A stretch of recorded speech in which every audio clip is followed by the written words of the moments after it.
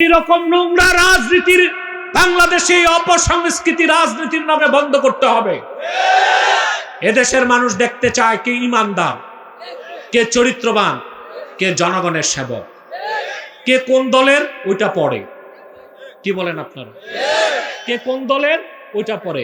আমরা দেখব আপনাদেরকে যারা নেতৃত্ব দিচ্ছে তারা ইমানদার কিনা, নামাজি কিনা, চরিত্রবান কিনা, দুর্নীতি মুক্ত কিনা, লাম্পট্য থেকে মুক্ত কিনা, জনগণের সেবা করে কিনা, এটাই দেখতে হবে আপনাদেরকে। এটাই ফার্স্ট প্রায়োরিটি দিতে হবে আপনাদেরকে। আর আমরা ধারণাতীত কম মূল্যে বিক্রি হয়ে যায় বাংলাদেশে। দুরাচার কিছু মৌলবীরই অভ্যাস, কিছু রাজনৈতিক দলের নেতারও এই অভ্যাস। এরাই হচ্ছে জাতীয় বেঈমান, করাপ্টেড, মুনাফিক, ইসলামের শত্রু, মুসলমানের শত্রু, দেশের শত্রু। সংস্কারটা এই জায়গায় দরকার। সংস্কারটা দেশে তালিকা হোক, দেশ স্বাধীনের 54 বছরে কারা গাদ্দারি করছে তাদের নির্বাচন অযোগ্য ঘোষণা করা হোক। 54 বছরে যারা বাংলাদেশে লুটপাট করেছে, দুর্নীতি করেছে, দেশের টাকা বাহিরে পাঠিয়েছে, নির্বাচনে তাদের অযোগ্য করা হোক। এগিয়ে আসবে কারা? ভালো মানুষ, চরিত্রবান, করাপশন করে নাই, এরকম মানুষ এগিয়ে আসবে। ওইটা তো আসল সংস্কার। কথা বলেন। সরিষার ভিতরে ভূত থাকলে সরিষা দিয়া রুগীর ভূত তাড়ানো যাবে? কথা বলেন। তা সংস্কারটা করতে হবে কোথায়? মূল জায়গায়, ঠিক কিনা? তো মানুষ শক্তি খোঁজে কয় জায়গায়? মানি, মাসাল, ম্যান্ডেট, মিডিয়া। মুমিন শক্তি খুঁজে সিনায়।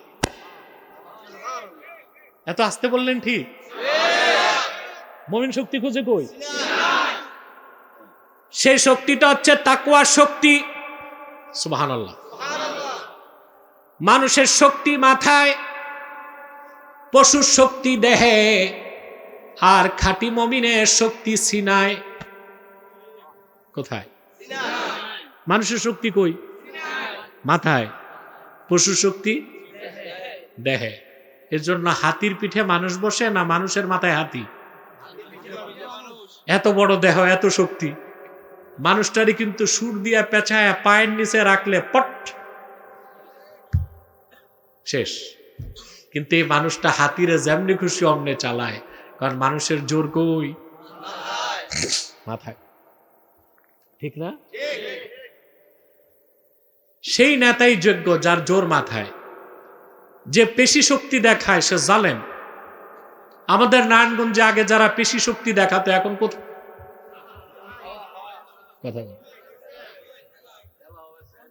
সবচেয়ে বড় জালেমটা আমাকে খুব ত্যাক্ত করছে 3-4 বছর। সে অহংকার করে বলেছিল আব্বাসী মঞ্জিলে বুলডোজার লাগাবে। আমি তাকে ওপেন চ্যালেঞ্জ করেছিলাম, আসো তোমার বুলডোজার নিয়ে। যে কথাটা সে বলল 21 সালে, আর 24-এর 5 তারিখের পর দেখি ওর দাদার বাড়ি বুলডোজার দিয়া কংক্রিট বানায় দিচ্ছে।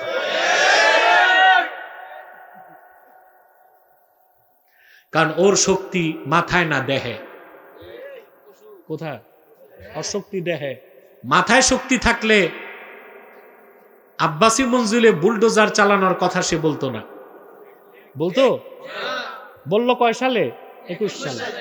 24 সালে 5 তারিখের পর ওর দাদার বাড়ি বুলডোজার দিয়া কংক্রিট বানায় দিছে। তো বলছিলাম মানুষের শক্তি মাথায়, পশুর শক্তি, মুমিনের শক্তি। সুবহানাল্লাহ। আমি একটা দৃষ্টান্ত দিচ্ছি। মুসা আলাইহিস সালামকে আল্লাহ বললেন ইযহাব ইলা ফিরআউনা ইন্নাহু তাগা।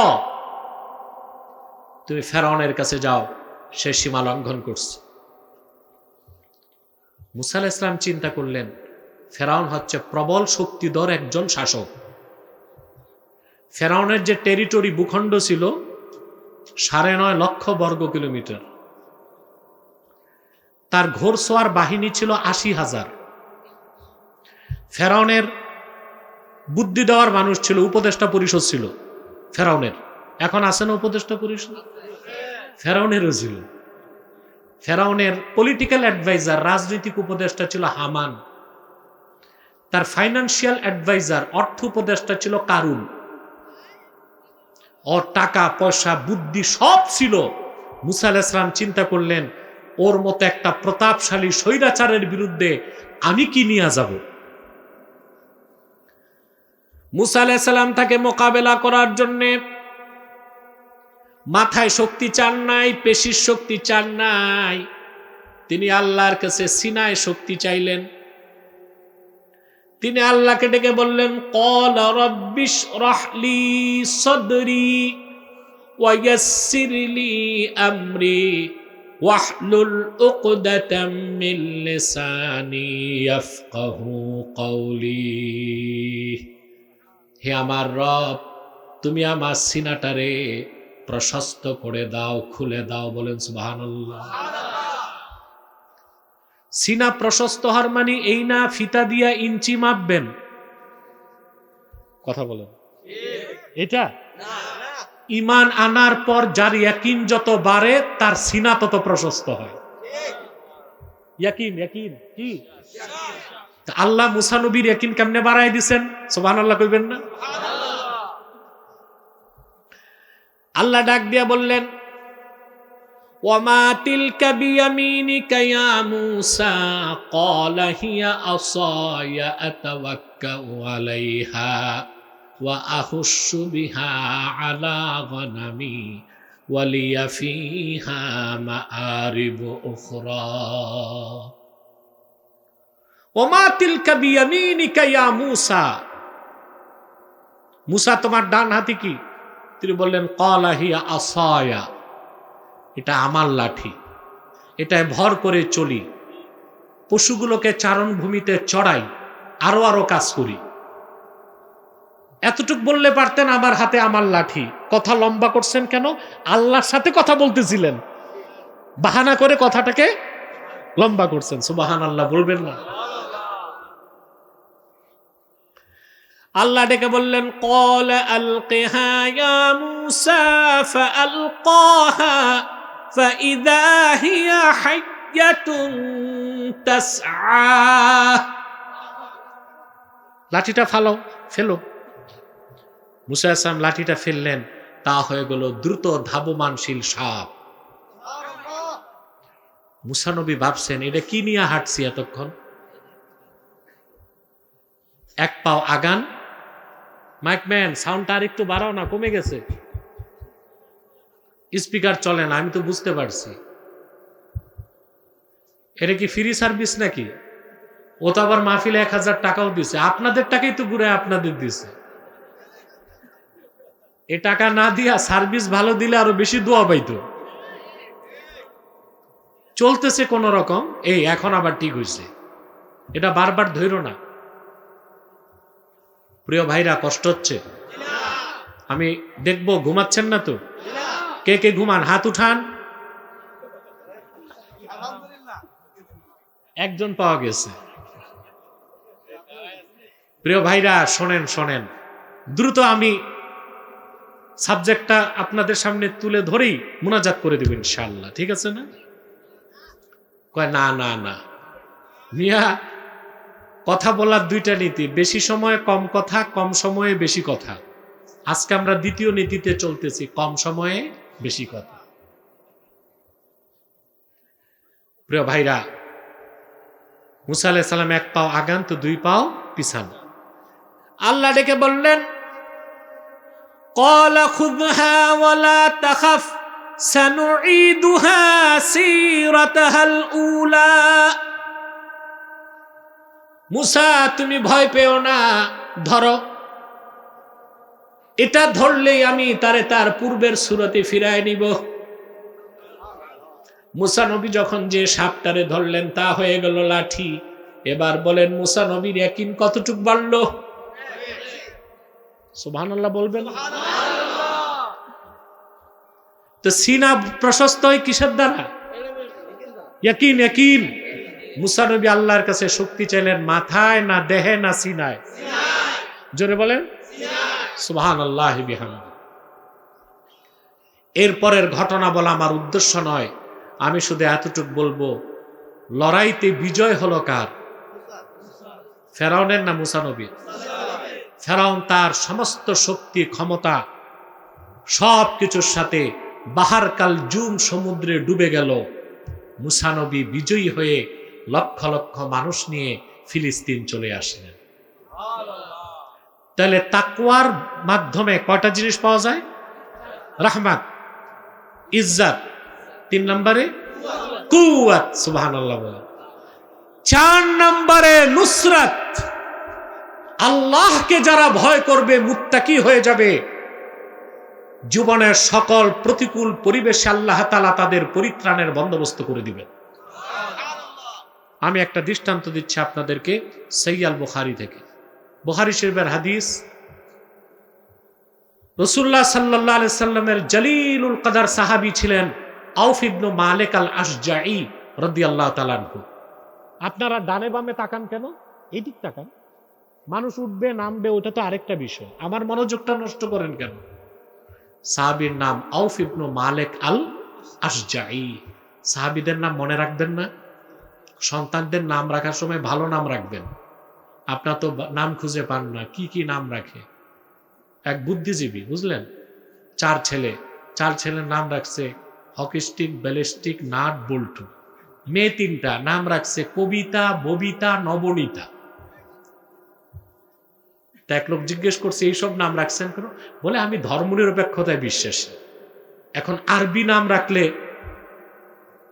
বোঝা যাবে যে এটা মুসলমান, হিন্দু নাম রাখলে বোঝা যাবে এটা হিন্দু, এজন্য এমন নাম রাখছি সে যে কোন ধর্মের এটার জন্য বুঝেই না যায়।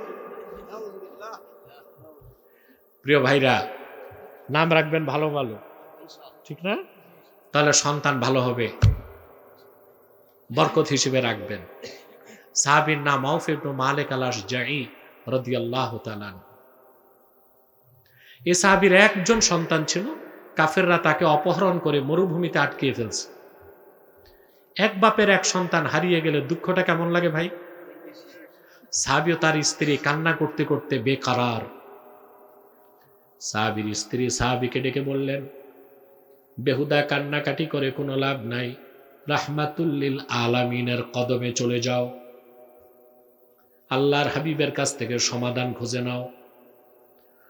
বুক ভরা দুঃখ আর চক্ষু ভরা পানি নিয়ে আউফ ইবনে মালিক আল আশজাঈ রাদিয়াল্লাহু তাআলা আনহু আল্লাহর রাসূলের কদমে এসে হাজির হয়ে গেলেন। বললেন, ইয়া রাসূলুল্লাহ, ইয়া হাবিবাল্লাহ, আমাদের সংসারের একমাত্র ছেলে সন্তান কাফেররা তারে অপহরণ করে নিয়ে গেছে, আমি সন্তান ফেরত চাই। আল্লাহর হাবিব সাল্লাল্লাহু আলাইহি সাল্লাম তাকে নসিহত করলেন, আমি বলছি কান পেতে শুনে রাখেন। আল্লাহর হাবিব বললেন, ইত্তাকিল্লাহ ওয়াসবির, তুমি আল্লাহকে ভয় করো আর ধৈর্য ধারণ করো।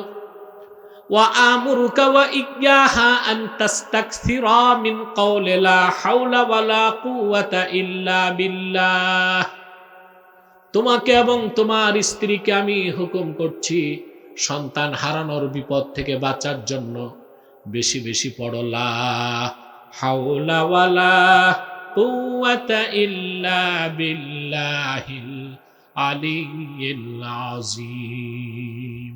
রাসূলুল্লাহর উম্মতকে কত বড় সম্পদ আল্লাহ দিয়েছে, এটা কানজুম মিন কুনুজিল জান্নাহ, বলেন সুবহানাল্লাহ।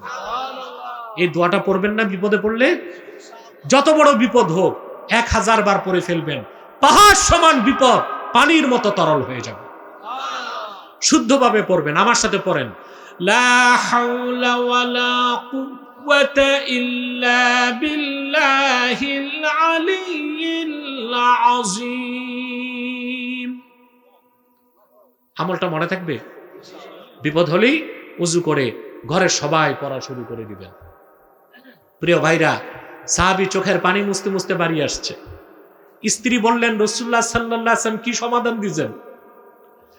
সাহাবী বললেন, ইন্না রাসূলুল্লাহ সাল্লাল্লাহু আলাইহি ওয়াসাল্লাম আমারানি ওয়া ইয়্যাকা আন নাস্তাকসিরা মিন কওলি লা হাওলা ওয়ালা কুওয়াতা ইল্লা বিল্লাহ।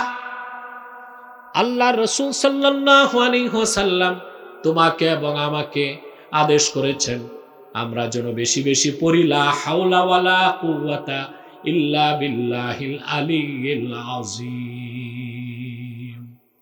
সাহাবী আমল শুরু করলেন আর তার সন্তানকে মুক্ত করার দায়িত্ব আল্লাহ নিজের হাতে তুলে নিলেন। হাদিস সাক্ষ্য দেয় যেখানে তার সন্তানকে বন্দী রাখা হয়েছিল কাফেরদের মনোযোগ আল্লাহ ঘুরাই দিয়েছেন। সুবহানাল্লাহ কইবেন না? সাহাবীর সন্তানের হাতের বাঁধন আল্লাহ ঢিলা করে দিয়েছেন, সে দাঁড়ায় গেছে, হাঁটা শুরু করছে, ওরা আর দেখতেছে না কাফেররা। কিছুদিন আসার পর সাহাবীর ছেলে চিন্তা করছেন এতদিন আমি বন্দী, বাড়িতে যেয়ে খাবো কি, বাবা মাই বা কি খেয়ে আছে, বাড়িতে খাবার দাবার আছে কিনা চিন্তা করতে করতে সে দেখলো মরুভূমিতে কাফেরদের বকরির পাল। সে বকরিগুলোর পিছনে যেয়ে বলল চলো আমার সাথে তোমরা বাড়ি আসো। হাদিস সাক্ষ্য দেয় আউফ ইবনে মালিক আল-আশজাঈ রাদিয়াল্লাহু তাআলা আনহুর কলিজার টুকরা সন্তান তার বাবা মায়ের কোলে ফিরে আসলো, সঙ্গে সঙ্গে কাফেরদের 4000 বকরি সাহাবীর বাড়ি চলে গেল। আল্লাহ তাআলা সঙ্গে সঙ্গে আয়াত নাজিল করে দিলেন ওয়া মাইয়াত্তাকিল্লাহা ইয়াজআল লাহু মাখরাজা ওয়া ইয়ারযুকহু মিন হাইসু লা ইয়াহতাসিব। যে ব্যক্তি ঈমান আনার পরে আল্লাহকে ভয় করে, তাকওয়াকে অর্জন করে, সুবহানাল্লাহ। তাকওয়া শুধু সুখের সময় না, দুঃখের সময়, শুধু রমজান মাসে না, সব মাসে, শুধু মসজিদে না, বাজারেও। যে ব্যক্তি মহান আল্লাহকে ভয় করে বিপদের সময় আল্লাহ তার জন্য পরিত্রাণের পথ করে দেন আর এমন জায়গা থেকে তার রিজিক দেন যা সে চিন্তাও করে না। বলেন সুবহানাল্লাহ। এটা হচ্ছে কুওয়াত মিনাল্লাহ, শক্তি কার কাছ থেকে? যদি আপনি তাকওয়া ভিত্তিক জীবন যাপন করেন, দুনিয়ায় 4টা জিনিস আল্লাহ আপনাকে দিবেন। তার প্রথমটা কি বলেন? রাহমাত, ইজ্জত, কুওয়াত, নুসরাত। বলেন সুবহানাল্লাহ। আখিরাতে আল্লাহ আপনাকে বিনা হিসাবে দিবেন জান্নাত। আখিরাতে সুবহানাল্লাহ। মুত্তাকিদের জন্যই তো আল্লাহ জান্নাত তৈরি করছেন। বাকি যারা মুত্তাকি না ওরা তো মুত্তাকিদের খাতিরে যাবে। সুবহানাল্লাহ বলেন। আল্লাহ রাব্বুল আলামিন বলেন কুল আউনাব্বিউকুম বিখাইরিম মিন যালিকুম লিল্লাযীনা ইত্তাকাউ ইনদা রাব্বিহিম জান্নাতুন তাজরি মিন তাহতিহাল আনহারু খালিদিনা ফিহা ওয়া আজওয়াজুম মুতাহহারাতুন ওয়া রিদওয়ানুম মিনাল্লাহ। আল্লাহ রাব্বুল আলামিন বলেন হাবিব আমার মুহাম্মদ সাল্লাল্লাহু আলাইহি ওয়াসাল্লাম,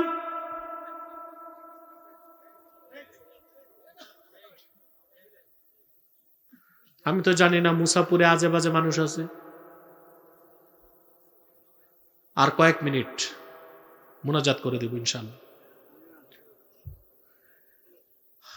আল্লাহ তাআলা তার হাবিবকে বলেন কুল আউনাব্বিউকুম বিখাইরিম মিন যালিকুম লিল্লাযীনা ইত্তাকাউ।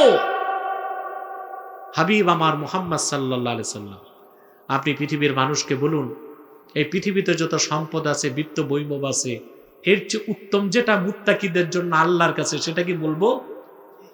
আল্লাহর রাসূল আল্লাহর ভাষায় প্রশ্ন করছেন কোরআনে। ইনদা রাব্বিহিম জান্নাত,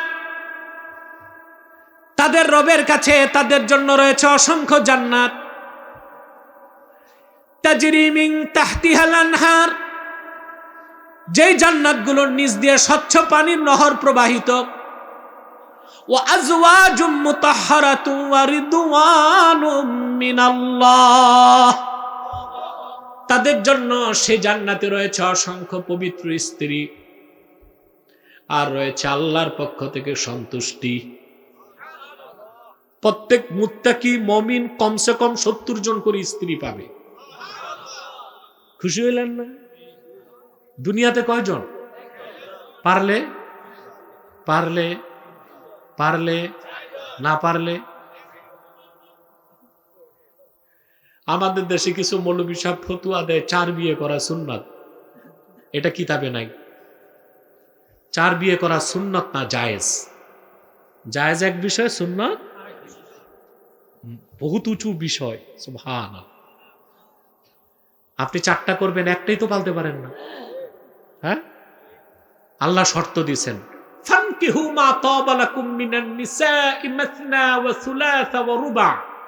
তোমরা তোমাদের পছন্দের স্ত্রীদেরকে বিয়ে করো 2টা, 3টা, 4টা। ওয়া ইন খিফতুম আল্লাহ তাদিলু ফাওয়াহিদা। আর যদি একাধিক স্ত্রীর মধ্যে ইনসাফ করার ক্ষেত্রে ভয় থাকে তাহলে একটা। তাহলে কয়টা? একটা। বাঙালির তো ইকোনমিক্যাল ফিটনেস নাই, বডি ফিটনেসও নাই, একটাতেই তো কাইট, তো 4টা করে কেমন করে? কথা বলে। বিয়ে করতে পারুক আর না পারুক, বুড়া মানুষ সবচেয়ে খুশি হয় বিয়ের কথা শুনলেই, ঠিক কিনা? তো দুনিয়াতে সর্বোচ্চ কয়টা? 4টা। আর বেহেশতে এক একজন মুমিনকে সর্বনিম্ন স্ত্রী দেওয়া হবে 70 জন। আজওয়াজুম মুতাহহারা, চির পবিত্রা স্ত্রী। হাদিস সাক্ষ্য দেয়,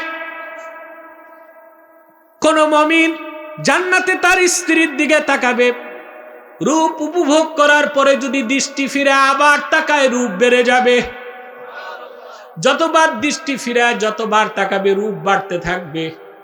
অনন্তকাল জান্নাতে বেহেশতীদের স্ত্রীদের প্রতি তাদের আকর্ষণ কমবে না।